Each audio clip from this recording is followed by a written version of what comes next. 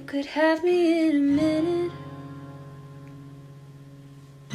If you turn me down, I would say forget it. So whatever this is the single. And I think it continues that theme of moving on and moving forward and really looking at the big picture and like making sense of something that feels really convoluted and complicated and conflicting. Alliteration. In so many words, this song is about how you can't be friends with your ex. Yeah, I don't believe in it. Walk around Manhattan acting on impulse. Going on so long without you, I overindulge.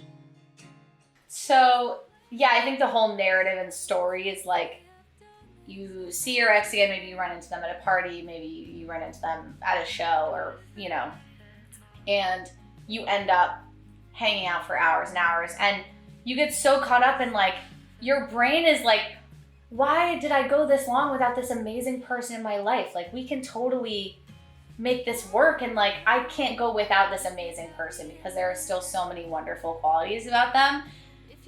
And then something happens or you're reminded of something and there's just this like flip of a switch where you're like, oh, right. Of course we can't be friends after that. This particular instance that I've bent to make the song work a little bit was like, we got together and we were together for 6 hours and going like, oh my God, remember that time? Like that was so funny. And then there's that line, which I felt like I had to include, which is it's so difficult to write about when you fucked up rather than it's so easy to be like, you're wrong, not me.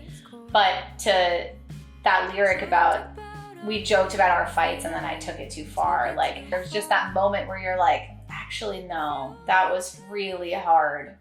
And we went through that. Yeah, we went through that and like that never went away, Of course, I can't just be like, how was your day? What'd you have for dinner? Like, no. I went up to North Conway, New Hampshire, towards the beginning of the pandemic. I intended to be there for 2 weeks to write. And I ended up writing the first verse the first night I was there. Alcohol and salt.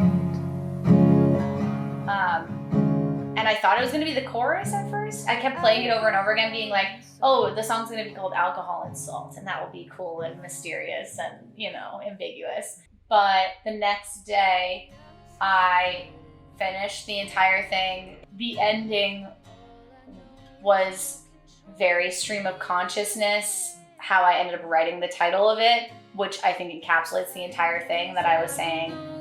I can't stand it. Whatever this is. Like, I don't even know how to define it, and I don't even care to because I need to be done. Ironically, I had just really finished the song. And then I play through it like 1,000 times when I finish it.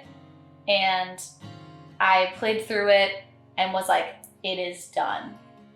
And my ex texted me. I think it was the universe channeling through me to tell myself to be done with it. Yeah, right.